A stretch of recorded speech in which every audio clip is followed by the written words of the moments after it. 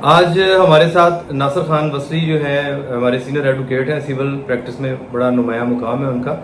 आज वो हमारे ऑफिस में तशरीफ़ लाए हैं, तो हमने सोचा कि उनकी आमद का फ़ायदा उठाते हुए 3-4 बातें उनसे पूछ लें कि कॉन्ट्रैक्ट जो है ये एक बड़ा एसेंशियल एलिमेंट है हर आदमी की ज़िंदगी में। वो उसके बारे में पूछना चाहता है, जानना चाहता है, इसकी एग्जीक्यूशन के बारे में जानना चाहता है। तो आज उनसे रिक्वेस्ट की है कि इसके बारे में 2-4 बातें जो बता दें, ताकि जो हमारे फॉलोअर्स हैं उनके बारे में अगर कोई कन्फ्यूजन है उनको तो वो दूर हो जाए। जी नासिर साहब, थैंक यू वेरी मच कि आप यहाँ पे तशरीफ़ लाए।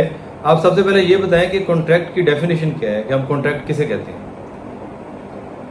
सबसे पहले तो आपका शुक्रिया, आपने मुझे मौका दिया कि मैं किसी की रहनुमाई कर सकूं, और अगर किसी एक बंदे का भी फ़ायदा हो गया तो मेरे लिए बात फ़ख्र है।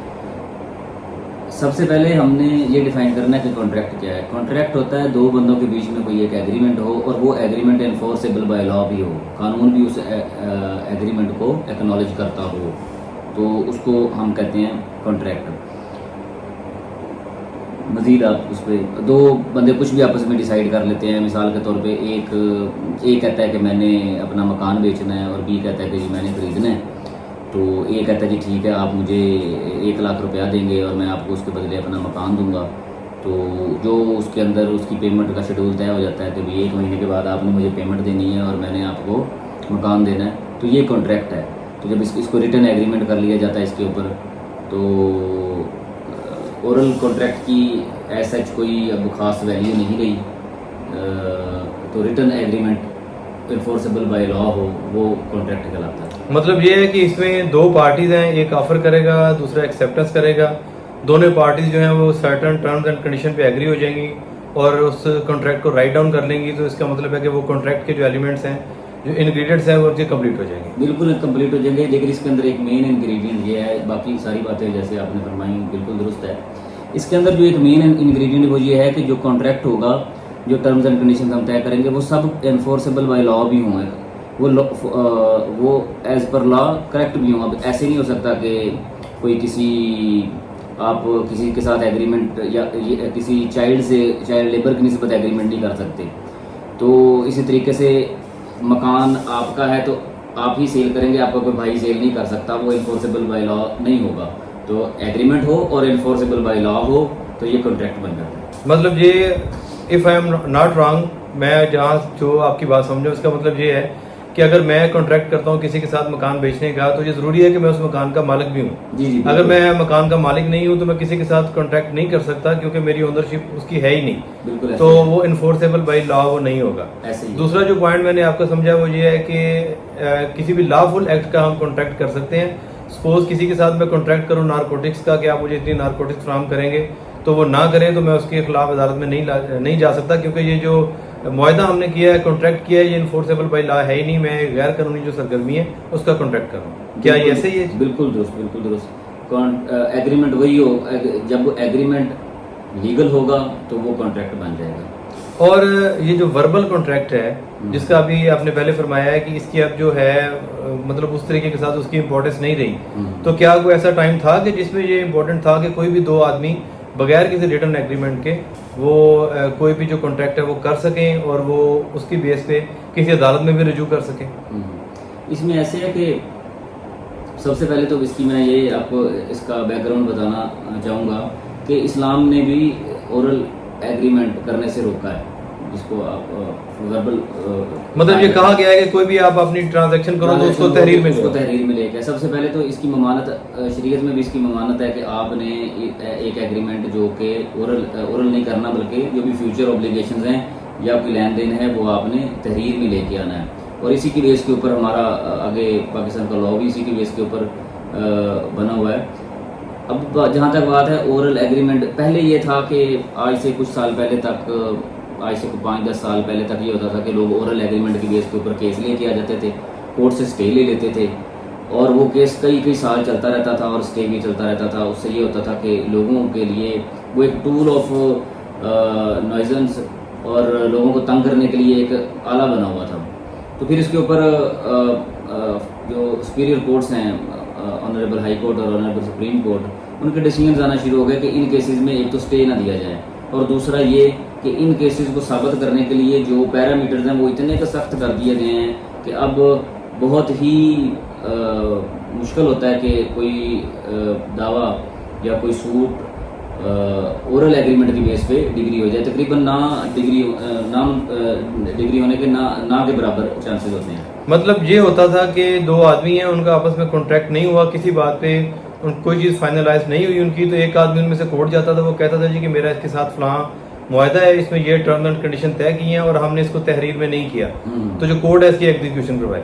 और इनफैक्ट ये होता था कि उनका बैक एंड पे कोई मुआहदा उनका हुआ ही नहीं होता था, या अगर होता भी था तो उस तरह से नहीं होता था जैसे कि वो क्लेम कर रहे होते थे। बिल्कुल ऐसा। तो अदालतें शुरू में रिलीफ देती थी उनको कि ज़ुबानी मुआहदे का चूँकि कानून में जिक्र है तो हम इसको अकोमोडेट करेंगे, लेकिन लोगों ने इसका इतना गलत इस्तेमाल किया कि अब जो हायर अथॉरिटीज़ हैं, जो हाई कोर्ट्स हैं या सुप्रीम कोर्ट्स हैं, उन्होंने इसको मना कर दिया गया है कि किसी भी जो वर्बल कॉन्ट्रैक्ट है उसको उस तरीके के साथ अकोमोडेट ना किया जाए, और अगर उसको सुनना भी है तो उसके पैरामीटर इतने स्ट्रिक्ट हो जाएं कि उसकी ट्रांसपेरेंसी जो है वो अच्छी तरह खुल के सामने आ जाए। बिल्कुल ऐसे। इसमें जो हमारा लॉ ऑफ कॉन्ट्रैक्ट है, इवन पाकिस्तान में रिटन एग्रीमेंट्स भी जो थे, रिटन कॉन्ट्रैक्ट्स भी जो थे, वो बोगस बनाए जा रहे थे, क्योंकि जो स्टाम्प फरोशी और डीड राइटिंग का निज़ाम यहाँ पे एप्लीकेबल है, पाकिस्तान में चल रहा है, ये शायद ही इससे बुरा निज़ाम किसी और मुल्क में हो। तो इस वजह से जाली एग्रीमेंट्स बन रहे थे बहुत ज़्यादा। तो फिर कानून ने ना सिर्फ ओरल एग्रीमेंट को ख़त्म किया, बल्कि इसके साथ कुछ और भी डेवलपमेंट्स आई पाकिस्तान के लॉ में, ख़ास करके 2015 के बाद एक जजमेंट आई 2015 SCMR 516। उसमें ये तय हुआ कि जितनी भी रकम बकाया होगी वो केस करने वाला पहले दिन कोर्ट में जमा करवाएगा। मतलब लोगों के राइट्स को प्रोटेक्ट किया गया काफ़ी हद तक। और ओरल के बारे में, ओरल कॉन्ट्रैक्ट के बारे में ये बात आ गई कि ओरल कॉन्ट्रैक्ट में स्टे नहीं दिया जाएगा, एक जजमेंट्स आ गई, तो इससे काफ़ी ज़्यादा इम्प्रूवमेंट हुई लॉ ऑफ कॉन्ट्रैक्ट में पाकिस्तान के अंदर। ठीक है। और नाज़र साहब आप ये बताएं कि रिटर्न एग्रीमेंट से क्या मुराद है, कि वो किसी कागज़ पे भी लिखा जा सकता है, कोई स्पेशल स्टैम्प वो वेंडर वो आके लिखेगा, कोई थर्ड पार्टी लिखेगी, किसको हम कहेंगे कि ये हमारा रिटर्न एग्रीमेंट है? कागज़ पे कॉन्ट्रैक्ट तो नहीं लिखा जा सकता, क्योंकि उसके ऊपर आप स्टैम्प ड्यूटी पे नहीं कर रहे होते, वो किसी डिपार्टमेंट से नहीं, उसकी तकरीबन वैल्यू वो एक रसीद की वैल्यू होती है उसकी। एग्रीमेंट वो ओरल ही रहता है, एग्रीमेंट वो ओरल ही रहेगा, लेकिन सादा कागज़ के ऊपर अगर कुछ लिख लिया तो वो उसकी एक एक्नॉलेजमेंट है या वो उसकी एक रसीद है अदायगी की, तो वो भी उसकी कोई इतनी खास वैल्यू नहीं होती। एग्रीमेंट जो है वो प्रॉपरली स्टैम्प होना चाहिए, और अगर उसके अंदर पोजेशन नहीं दिया गया प्रॉपर्टी का, जिस प्रॉपर्टी की वो एग्रीमेंट हो रहा है, तो फिर उसका उस कॉन्ट्रैक्ट का रजिस्टर्ड होना भी ज़रूरी है। अगर अनरजिस्टर्ड है तो फिर उसके अंदर पोजेशन मिलना चाहिए जिस प्रॉपर्टी की निस्बत वो एग्रीमेंट या वो कॉन्ट्रैक्ट हो रहा है। जी बहुत शुक्रिया नाज़र साहब। अब आखिर में आप जितने भी इंग्रेडिएंट्स हैं, एक जो वैलिड कॉन्ट्रैक्ट है जिसपे कोई भी आदमी सिक्योर हो सकता है और उसको जिन चीज़ों का ख्याल रखना चाहिए वो वन बाई वन आप बता दें, ताकि हमारे जो व्यूअर्स हैं वो उस चीज़ का ख्याल रखें, और जब भी कोई कॉन्ट्रैक्ट करें तो उसमें उनको नुकसान का अंदेशा ना हो।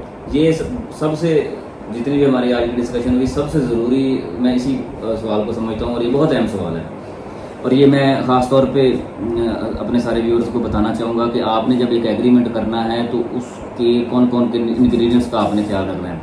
एक तो ये कि 2 विटनेसेस लाजमी हैं हर कॉन्ट्रैक्ट के, और ये ज़रूरी नहीं कि सिर्फ 2 ही रखने हैं, आप 2 के बजाय 3, 4, 5 भी कर सकते हैं। उसका बेनिफिट ये होता है कि अगर कल को वो उन 2 विटनेसेस अवेलेबल नहीं है, या कोई एक विटनेस फौत हो गया है, या कोई एक विटनेस मुकर गया है, तो दूसरे विटनेस मौजूद हों जो आके कोर्ट के अंदर एविडेंस दे सकें। समटाइम ऐसे होता है दोनों पार्टी के अंदर डिस्प्यूट हो गया तो दोनों विटनेसेस में से आने को ही तैयार नहीं होते, वो कहते हैं लो जी हम किसी एक पार्टी की तरफ भी जाने को तैयार नहीं है। तो ऐसी सूरत में 2 के बजाय 3 या 4 गवाह अगर आप लिखवा लेंगे तो उनका आपको फ़ायदा होगा, नुकसान नहीं होगा। दूसरा इसके अंदर ये है कि जब आपने एग्रीमेंट लिखना है कि उसकी तहरीर के अंदर ये नहीं कि सिर्फ इन दी एंड हम लिख देते हैं कि फलां नाम लिख देते हैं गवाहान के, उसकी तहरीर के अंदर भी गवाहान के नाम होने चाहिए। जिस जगह पर वो एग्रीमेंट लिखा जा रहा है, मिसाल के तौर पे वो अगर तहसील बिहाड़ी के अंदर लिखा जा रहा है तो उस जगह का नाम भी होना चाहिए कि किस जगह पर बैठ के हमारा सौदा हुआ, जहाँ पर आपकी ट्रांजैक्शन हुई। ट्रांजैक्शन से मुराद है सौदा जो उस कॉन्ट्रैक्ट में लिखा जा रहा होता है। तो उस ट्रांजैक्शन की जगह, टाइम भी लिखना है कि वो किस टाइम पे हुआ। हमारा 10 बजे आपस में मुआहदा हुआ और हमने रकम का लेन देन कर लिया, तो वो जो टाइम है वो भी उसके अंदर लिखना ज़रूरी है। यानी कि date, time, place and name of witnesses, ये चारों चीज़ें आपने उस कॉन्ट्रैक्ट के अंदर तफसील के साथ उसकी तहरीर के अंदर लिखने हैं और फिर जाके आपका कॉन्ट्रैक्ट जो है वो पूरा होगा। और दूसरा बाकी वही बातें हैं कि आपने लीगल होगा तो ऑब्लिगेशंस, दोनों पार्टीज़ की ड्यूटीज़ एंड ऑब्लिगेशंस आपने उसके लिखनी है और आपने उसके अंदर अपना जो भी शराइत और ज़वाबित लिखने हैं। लेकिन जो चीज़ मिसिंग आ रही है आजकल, जो ये स्टैम्प वेंडर्स या जो ये आपके डीड राइटर्स हैं, जो कि ये स्टाम्प फरोश हैं, क्योंकि ये इतने ज़्यादा पढ़े हुए नहीं होते, ना इनका कोई लॉ के साथ कोई तल्लक वास्ता होता है, नॉर्मली ये अंडर मैट्रिक या मैट्रिक के पास बैठे हैं, तो इन लोगों को इस बात का नहीं पता कि एक कॉन्ट्रैक्ट को लीगली कैसे लिखना है। तो मैं यही सजेस्ट करूंगा सारे दोस्तों को, आप जब करोड़ों रुपए की प्रॉपर्टीज़ की ट्रांजैक्शन करते हैं तो आप अगर किसी काउंसिल को, किसी एडवोकेट को हायर करके अपना एग्रीमेंट लिखवाएंगे तो आपको कल को होने वाले करोड़ों रुपए के नुकसान से बचा सकता है वो वाला काम आपका। आप 2 करोड़ की, 4 करोड़ की, 10 करोड़ की एक प्रॉपर्टी का एग्रीमेंट लिखते हैं और चंद पैसे बचाने के लिए एक स्टाम्प फरोश से, जो कि प्रॉपरली एजुकेटेड नहीं होता, ट्रेंड नहीं होता, उससे वो आप एग्रीमेंट लिखवा लेते हैं। तो इस चीज़ से अवॉइड करें। जी बिल्कुल ठीक है। ये नाज़रीन आपने ये सारी गुफ्तगू सुनी, और अगर इन्हें नटशेल हम इसको एक दफ़ा रिवाइज करना चाहें तो उसमें नासिर साहब की सारी बातों का मकसद ये है कि जो ओरल एग्रीमेंट है वो एक टाइम पे अकामोडेट कोर्ट्स करती थी, लेकिन उसका गलत इस्तेमाल की वजह से अब जो कोर्ट्स हैं उसको अकामोडेट नहीं करती। बहरहाल वो एग्जिस्ट करता है, लॉ में लिखा भी हुआ है, इसके सेक्शंस भी मौजूद हैं, लेकिन कोर्ट उसको उस तरीके के साथ अकामोडेट नहीं करती। और दूसरा ये है कि जब भी आप कॉन्ट्रैक्ट करें तो वो किसी लॉफुल एक्टिविटी का करें। और तीसरा ये है कि किसी भी प्रोफेशनल आदमी से, किसी वकील से, किसी अटॉर्नी से, किसी कौंसल से आप उसको कंसल्ट करें, उसको उसके चार्जेस दें, या अगर कोई आपके रिलेशन में है तो आपको वो अकोमोडेट करे, वो एक अलग बात है। लेकिन किसी भी एक्सपर्ट बंदे के अलावा आप अपना जो कॉन्ट्रैक्ट है वो आप ना करवाएं पैसे बचाने के लिए। जो भी स्टैम्प वेंडर है वो स्टैम्प उसको इशू तो कर सकता है, लेकिन उसकी जो टेक्निकलिटीज़ है वो उसको एक वकील से ज़्यादा नहीं समझता। तो आप शुरू में इन चीज़ों का जितना ख्याल रखेंगे, आखिर में आपको उतना ज़्यादा ही बेनिफिट होगा। मुझे उम्मीद है कि इस वीडियो के साथ आपके बहुत सारी जो कन्फ्यूजन है वो दूर हो गई होगी। इसके अलावा भी अगर आप कुछ पूछना चाहते हैं तो आप कमेंट्स में बताइए, हम कोशिश करेंगे कि आपको एज सुन एज पॉसिबल इसका रिप्लाई करें। Thank you very much.